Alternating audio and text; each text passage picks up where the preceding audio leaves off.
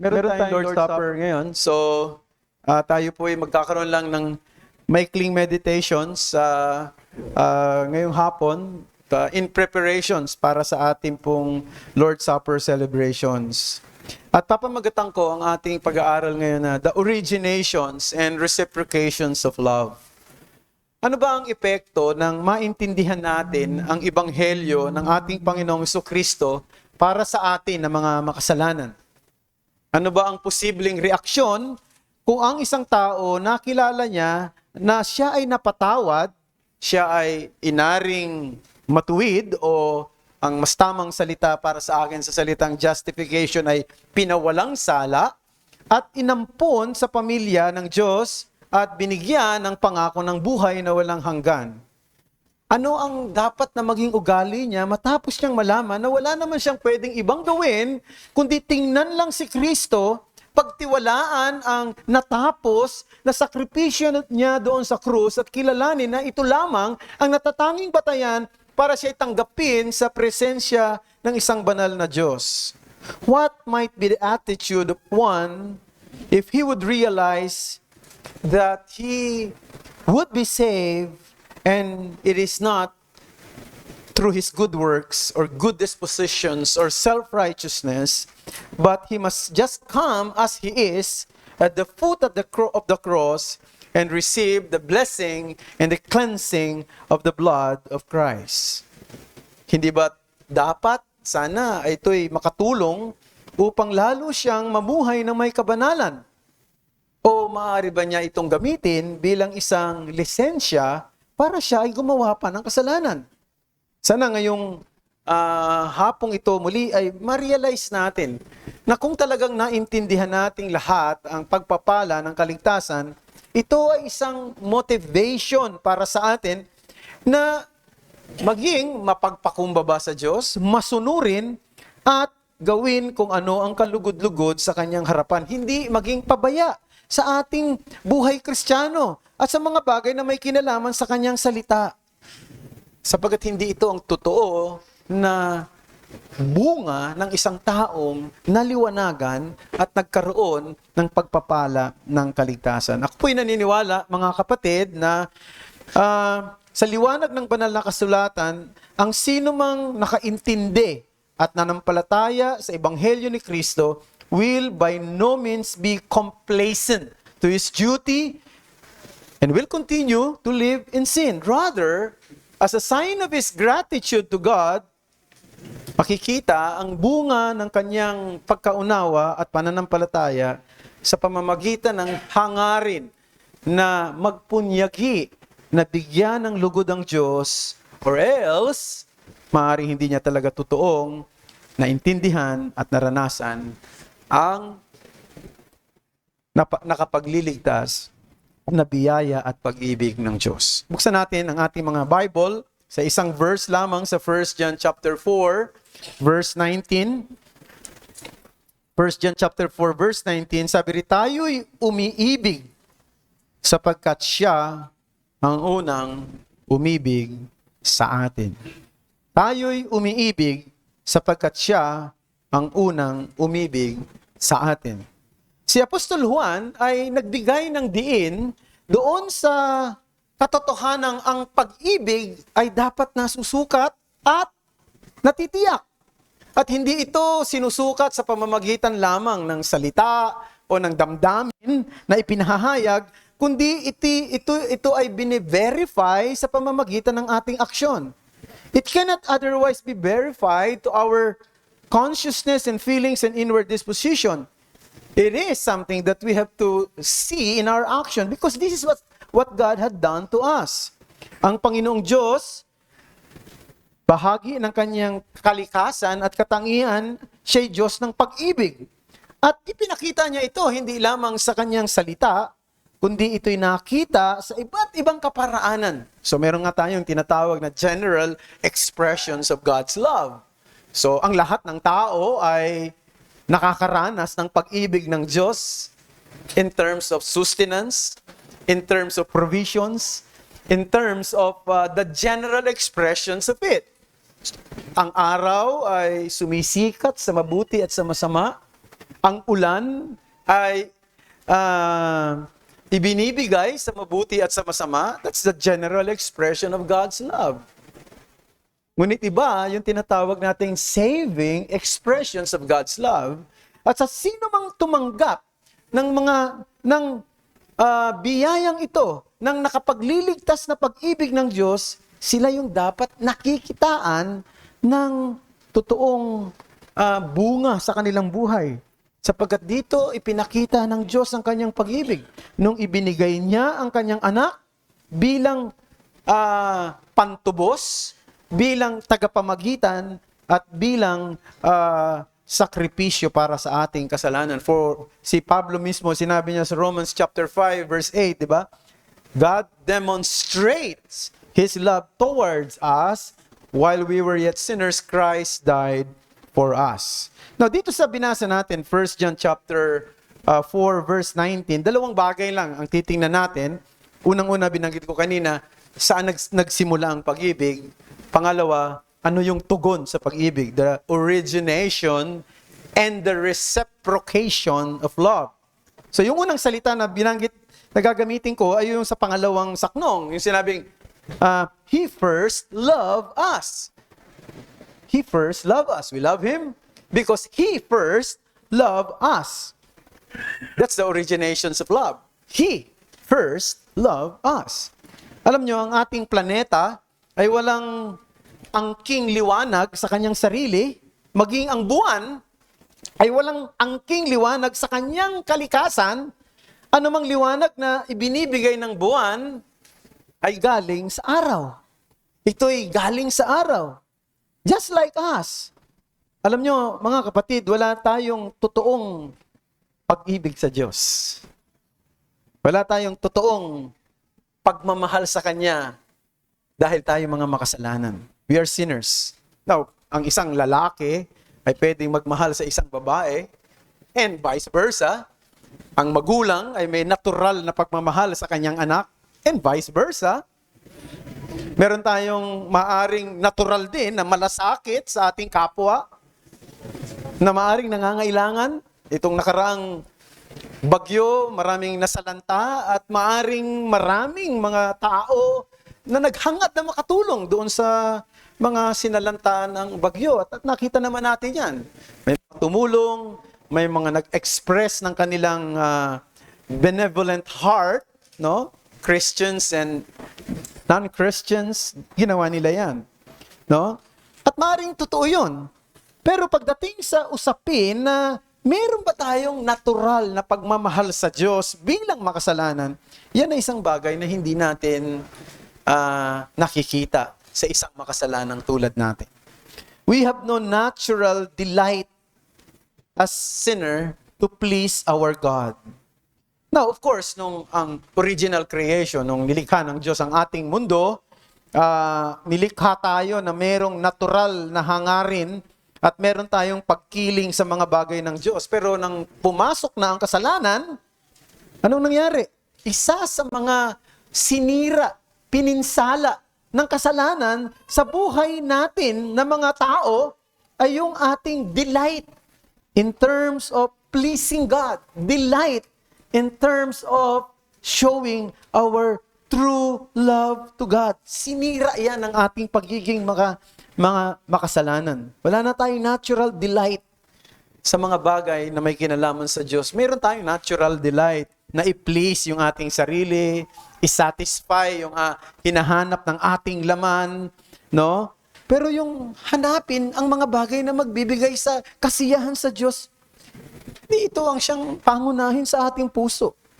Maaring naniniwala pa rin ang isang tao na ang Diyos ay umiiral, siya ay makapangyarihan, siya ang gumawa ng mga dakilang bagay sa ating sangnilikha, sa sanlibutan, sa kalikasan, sa buhay ng tao. Maaring ang tao ay maging relihiyoso pa rin at seryoso sa mga bagay na may kinalaman sa Diyos, tulad ng mga Pariseo, tulad ng mga iskriba sa panahon ni Hesukristo.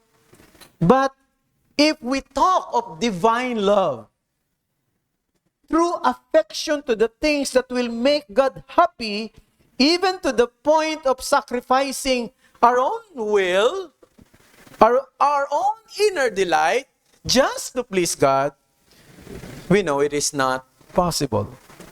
It will never come from man's natural ability. We have no natural ability to please God. We have no natural ability to give God the delight that He wants from us. Kaya nga, kung talagang magkakaroon tayo ng pag-ibig sa Diyos, dapat ang Diyos muna ang unang kumilos. Siya ang maghahasik ng kanyang pag-ibig sa ating mga puso. Siya ang unang gagalaw. Siya ang unang kikilos sa ating kalooban.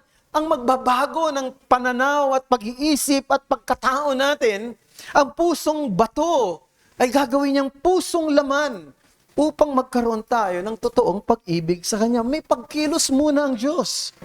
Sapagkat ang Diyos ang unang sanhi ng lahat ng bagay. Ang totoo yan, mga kapatid.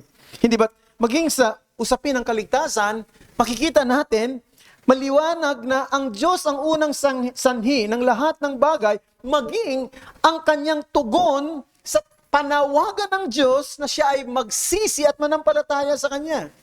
Malinaw sa Efeso Kapitulo 2, talatang 8 hanggang 9, na ang pananampalataya ay isang kaloob, isang regalo.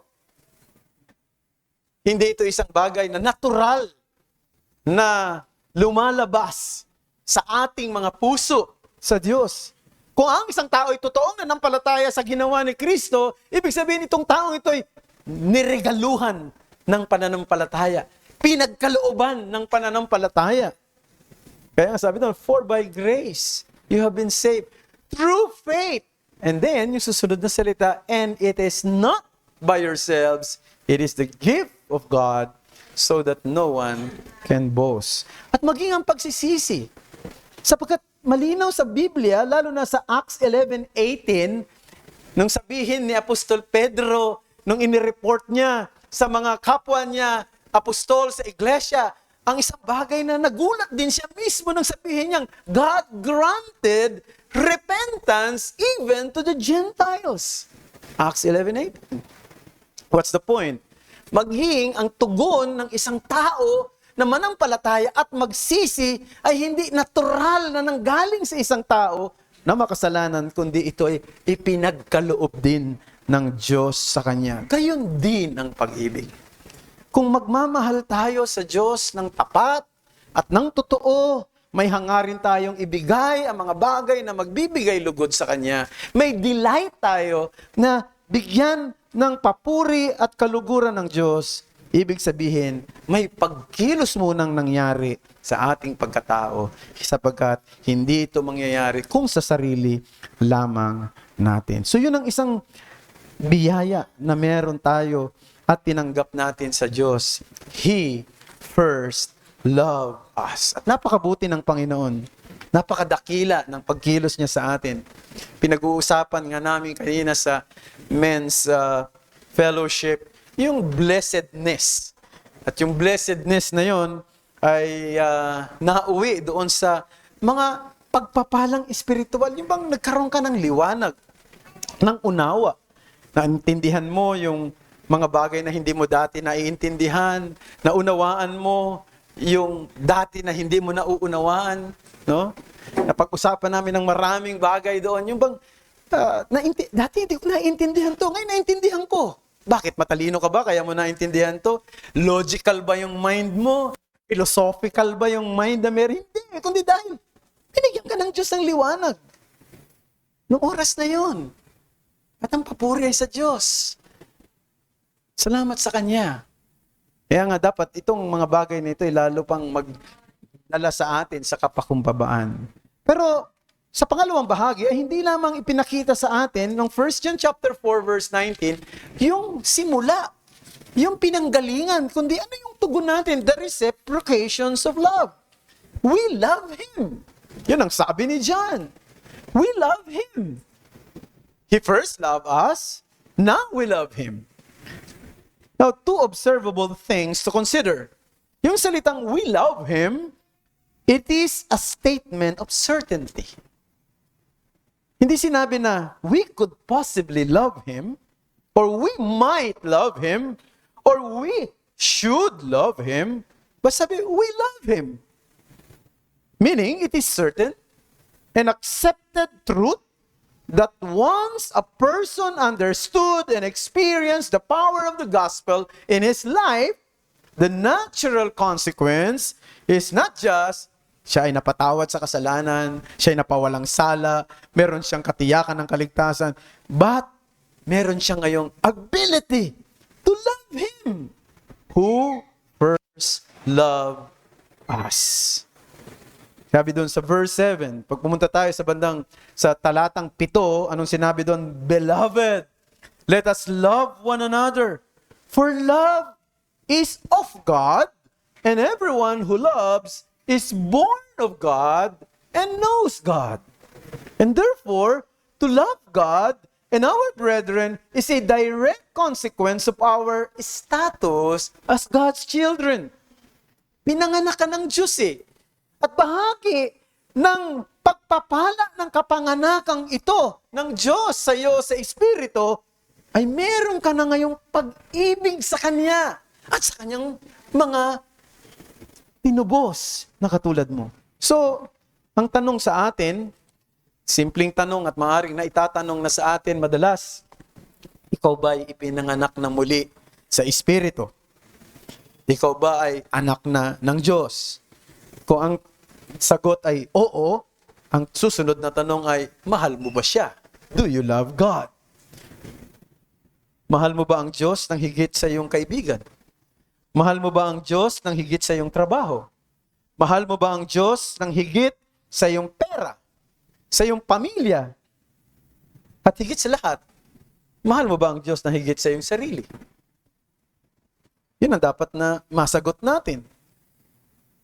No? Kaya nga, alam nyo, nung minimeditate ko nga ito, I have to admit na as I meditate this truth, kinakailangan kong magsuri sa puso ko eh. Because in some simple things, I must admit, minsan hindi ko na ipapakita yung aking pag-ibig sa Diyos. Pero dapat na ipakita ko. Dapat mai-demonstrate ko. Sapagkat, yun ang malinaw sa Kanyang salita, na kung ako ay inibig niya at naranasan ko ito, dapat mahalin ko rin siya. At hindi lang siya, kundi ang mga kapatid ko. So, yun ang isang bagay na dapat din nating suriin sa ating mga puso. Baka nakakalimutan natin ang katotohanan ito. And of course, the intensity and degrees of our love to God is not always the same. It will never be perfect in this lifetime. Sa mundong ito na makasalanan na habang nandito tayo, it will never be perfect.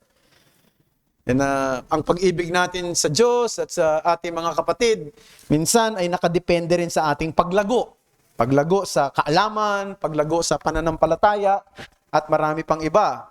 Noong mga bago pa lang tayo na mananampalataya, yung reason ng ating pag-ibig sa Diyos, napakasimple lang.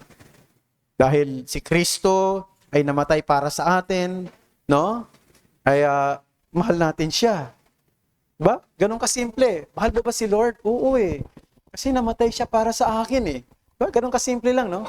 Pero pagka lumalago ka na, sa kaalaman, sa Kanyang salita, lumalago ka na sa pananampalataya, no?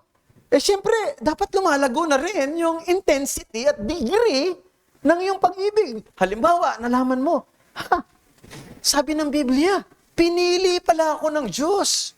At pinili niya pala ako bago pa itatag ang sanlibutan ito.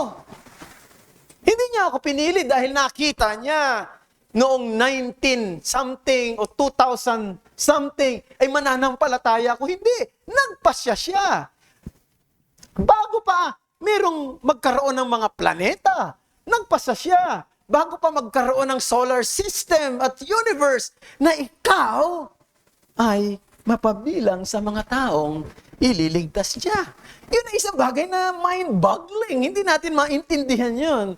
Nakadepende lang ito sa wisdom at sovereignty ng Diyos. Ay kung naintindihan mo na, aba, sino ba ako para piliin ng Diyos? Hindi ba?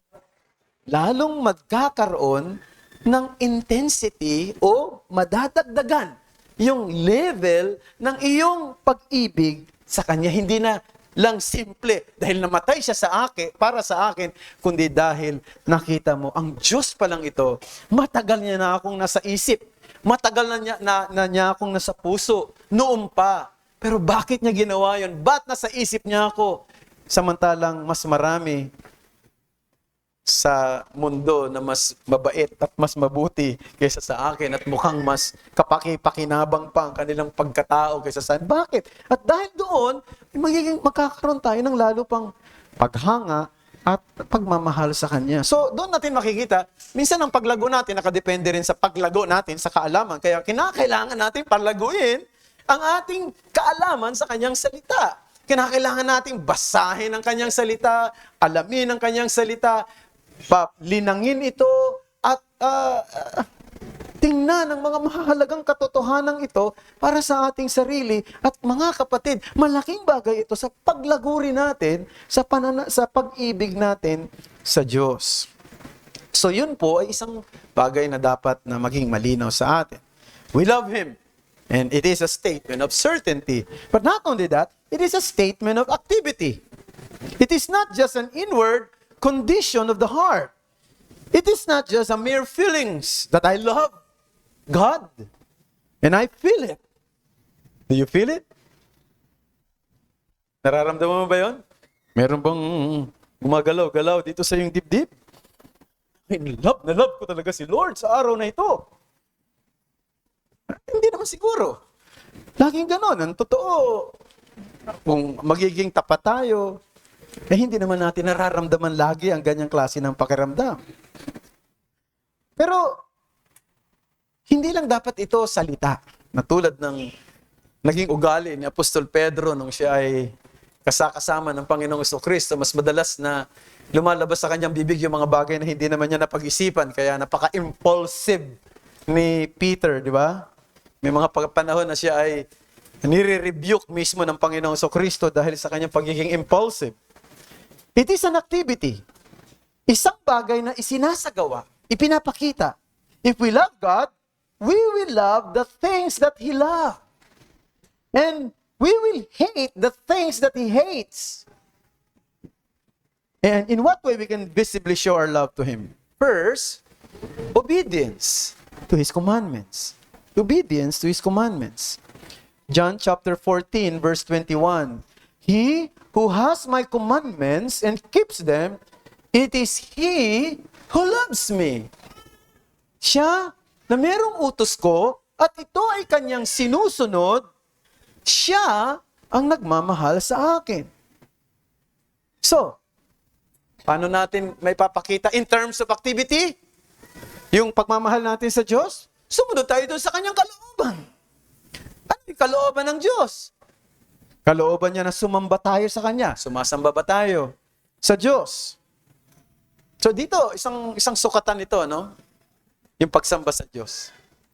Kung halimbawa, niyakag ka ng mga kaibigan mo, o ng mga kamag-anak mo, mag-picnic naman tayo sa Lord's Day.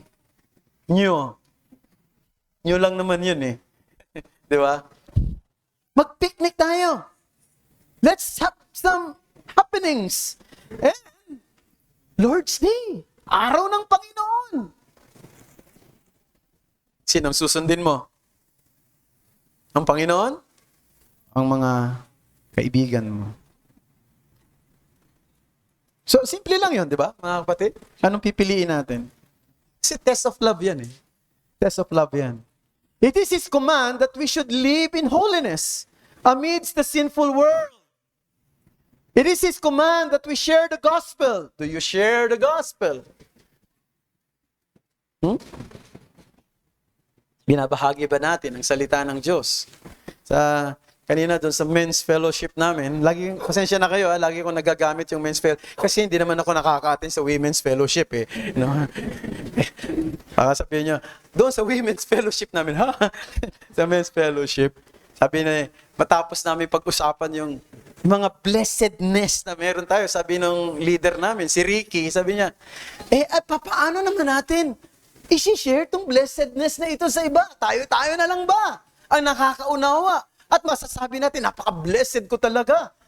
Sapagkat may mga bagay na naintindihan ako na hindi naiintindihan ng iba.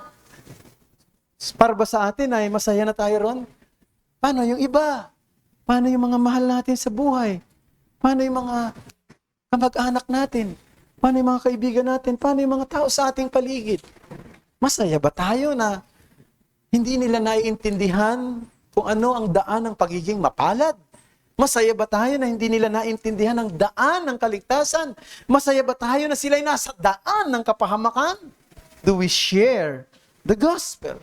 Do you have that desire in your hearts to be an instrument of God in terms of sharing and preaching and proclaiming the truth of the gospel? No? Sometimes we enjoy studying theology, no? Especially when you are new in the Reformed faith. But excited, let's read the book of, di ba? Ganon yung iba sa atin dito. No? Madalas nung mga iba, magte-text pa sa akin, Pastor, ang ganda ng libro ni ganito, ang ganda ng libro ni ganito. Well, totoo, maganda yung libro na yan. But it's not bad to read those books. And they're all good. Now, baka naman hanggang ganon ka lang, gandang-ganda ka. What about the others? Do you share what you have learned? You see? So, it is God's command for us to share the gospel. It is God's command also sa mga mananampalataya na naririto, lalo na sa mga single na naririto, makinig kayong maigi. Sabi ng Biblia, do not be unequally yoked with unbelievers. Huwag kayong makipamatok sa mga di mananampalataya. Ibig sabihin, kung papasok ka sa isang relasyon, dapat mananampalataya. No? Kung tatanggap ka ng isang manliligaw, dapat mananampalataya. Kung manliligaw ka, dapat mananampalataya. Hindi yun batas ng iglesia. Yun ang batas ng Biblia. Tama? Baka sabihin nyo, ang higpit naman dito sa SGCC. No? Lipat na lang ako sa iba. Doon sa amin, okay lang yan. Di pinapat. Pwede naman kahit na ki-Christianin naman namin Iba. Para siyang Holy Spirit So, dapat ganun. Meron akong kaibigan. Tago na lang natin siya sa pangalang Abi. Hindi yung Abi natin dito, Baka si Abi. Hindi Abi. Ibang Abi ito. Manager na siya nung kanilang company. Manager na siya. Tapos one time, nagkita kami somewhere, kwentuhan, kasama ng iba. Sabi niya, alam mo, Pastor, plano ko na talagang mag-resign sa work. Sayang naman trabaho mo. Ganda ng trabaho mo, Manager pa siya. Kasi medyo matalino rin tong hindi na bata ngayon, yung panahon na yun. Sabi niya, ang isang problema ko, Pastor, ang dami nang liligaw sa akin mga hindi Christian Problema ba yun? Oo. Kasi alam ko ang kahinaan ko No, alam ko Ang dami parang feeling ko, pag nagtagal ako dito sa kumpanya na, baka bumigay ako. Kaya sa plano ko na mag-resign. Imagine mo yung isipin yung mag-resign. Dahil alam niya na maaaring matukso siya. Na merong pogi. No? Na maging sweet sa kanya at mahulog ang kanyang damdamin. At para maiwasan, handa niyang isakripisyo ang kanyang trabaho. Imagine that. Now, of course, hindi ko naman sinabi sa kanya na mag-resign ka. Sabi ko sa kanya, pag-pray mong maigi yan. Anong dapat mong gawin? Kung talagang sa tingin mo, daan ka nililid ng Panginoon, go ahead. Now, of course, alam ko nag-resign siya at nakapagtrabaho siya ng ibang of course, ng ibang company. Ngayon ay may asawa na siya. At siya ay asawa ng isang pastor. Ganda naman, hindi naman laging ganun ang ending,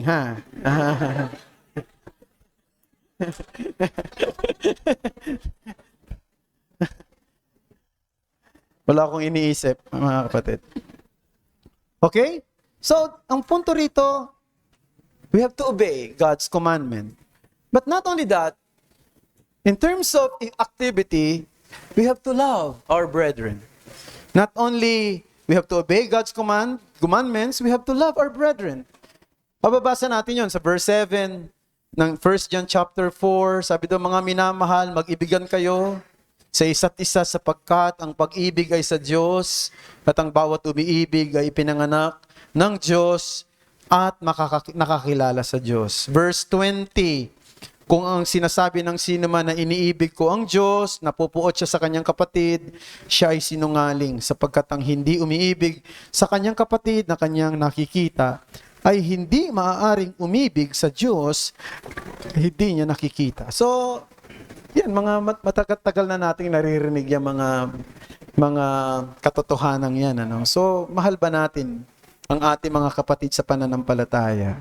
Mahal ba natin yung kapatid natin dito sa church? Dito sa SGCC? Do you love your brethren? Mahal mo ba yung mga katabi mo? Mahal mo? Ha? Mayroon ka bang malasakit sa kanila? No? Meron ka bang affection sa kanila? Do you extend help to them when you are able to do it? Do you pray? Do you pray for each one of us? So, I have a list in lahat ng members ng church natin. May listahan ako. At pinagpipray ko lagi isa-isa sila. Isa-isa. No? No, hindi ko naman pinagpipray yung 130 members natin, no? Ang tagal no. Of course, pagpipray ko ngayong Monday, si ganito, ngayong Tuesday, ngayong ano. Pinagpipray ko. Kaya nga minsan, di ba, mapapansin nyo, mayroong iba rito, tinetext ko. Nagugulat kayo, nasabi ko, what can I pray for you? Di ba? Kasi minsan naisip ko, ano nga ba pagpipray ko dito kay, parang lahat na yata meron siya eh. No? Natatanungin ko. So, naintindihan niyo 'yun mga kapatid. Do you pray for the fellow members of the church? So, kung talagang tayo ay may pag-ibig, may malasakit tayo sa isa't isa, no? At handa rin tayong handa rin nating i-admonish ang isa't isa. Di ba, may mali na ginagawa, i-admonish natin. Sabihin natin sa isang gentle way. No, kasi minsan, pag may mga iba nag-admonish, parang hindi gentle ang dating, we have to be gentle. Admonishing our brethren. So, kung may sinasabi nga, kung ang mas nakatatanda sa iyo, pagka pinagsabihan mo, tratuhin mo siyang tulad ng tatay mo o nanay mo. No, wag kang parang bang maliit na bata yung kausap mo. 'Di ba? Si Kuya Tony rito. No. Hindi ko pwedeng sabihin, Tony, ano ginagawa mo? Hindi, syempre, Kuya, no? 'Di ba? Nakita niyo ba kung meron akong nakikita na maaring mali sa kanya, sasabihan ko siya. Pero ang pagsasabi ko sa kanya ay tulad sa pagsasabi ng isang bata sa nakatatanda. Ibig sabihin, may paggalang sa kanyang edad. May paggalang sa kanyang katatayuan. So, ganun din. So, kinakailangan pagsabihan si pastor. Pwede rin yun. Pero siyempre, galang nyo rin. Di ba? Huwag naman yung, Pastor, halika nga rito. May sasabihin ako sa'yo. Po! Ganun mo. You have to respect, di ba? Show proper respect. Of course, kung may edad sa'yo, o friend mo na, close na kayo, na pwede mo nang sabihin kahit anong gusto mong sabihin, close na close kayo, walang problema ron. So, meron ako mga kaibigan na kaya ko siyang sabihan ng diretsyo sa kanyang mali, na hindi siya magagalit, alam ko. Meron na ginagawa niya rin sa akin. Siyempre, kilala na namin ang isa't isa. Pero kung hindi naman, huwag ka namang ganun kagad na pag bumanat ka ng hindi pa nga kayo close kung magsalita ka sa kanya, so kinakailangan maging matalino, maging akma sa pananalita bilang pagpapahayag ng pag-ibig. Sapagkat maaring, minsan may pag-ibig ka nga, pero yung paraan ng pagsasalita mo ay wala, hindi na magiging iba ang dating niyan yung kausap. So, we have to love our brethren. We have to be concerned sa situation nila. Sometimes, alam mo, minsan Natatawa lang tayo minsan kay Billy, di ba, na ang hirap. O, kamusta na kayo dyan? Mayroon, lahat na lang ng balita, ano? Ano, mapapadala nung ano, merong nung bagyo, lahat na lang ng bawat barangay, pinapakita sa atin, eh. Ganito na, bumabaha na dito sa ganito, no, doon sa Lakila Pastor, lagpas tao na, parang ganun. And that is way of showing concern. O, mag-ingat kayo, mga kapatid. Naintindihan niyo ba yan? And I mean, if he's doing that wholeheartedly and with honesty, and that's fine, that's good. Because we love one another.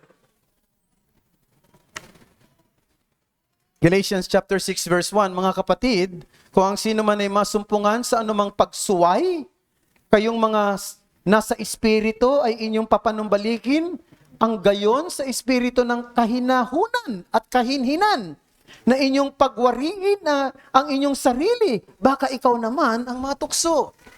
So, ngayong hapon, mga kapatid, ay magpapartake tayo, no, ng banal na hapunan. Ito'y paraan ng pag-alaala natin sa dakilang kapahayagan ng pag-ibig ng Diyos sa atin sa pamamagitan ni Kristo Jesus na namatay. Nung tayo, sa mga tulad nating mga makasalanan at kaaway ng Diyos, sana mapaalalahanan tayo na ang Diyos hindi lang siya great lover, but He is the great originator of love. And that we who became recipient of it were given the ability to respond in love. So yun ang dapat na mapaalala sa atin. Sa mga hindi pa mananampalataya na naririto, kung wala ka pa kay Kristo, ikaw ay estranghero pa sa sinasabi ng Biblia na saving love, ako'y namamanhik sa iyo, lumapit ka kay Kristo. Lumapit ka sa Kanya sa daan ng pananampalataya at pagsisisi. At sinabi ng Biblia, ang sino mang lumalapit sa akin, kailan may di ko itataboy. Manalangin tayo. Marami pong salamat, aming Panginoon, Diyos, sa mga salita mong napagbulayan namin ngayon pong hapong ito. Ang lahat ng ito naway isulat nyo sa puso ng bawat isa sa amin. Sana aming Panginoon ay ma-appreciate namin ang kadakilaan ng iyong pag-ibig. At sana'y hindi lang namin na-appreciate ito, kundi tumutugon din kami ng pag-ibig sa iyo at sa aming mga kapatid. Tulungan mo kami. Bigyan mo kami ng lakas. Durugin mo ang aming mga puso, Panginoon, na minsan ay matigas. Bigyan mo kami ng kakayanan na magmahal. Maging sa anumang personalidad meron ng bawat isa sa amin. Help us, Lord, to love one another by showing our concern, by helping them, by extending our hands to them. Ayon sa kakayanan na meron kami, Panginoon. Sundin ang iyong kalooban at ang iyong utos bilang bahagi ng aming pong pagpapakita ng pag-ibig sa iyo.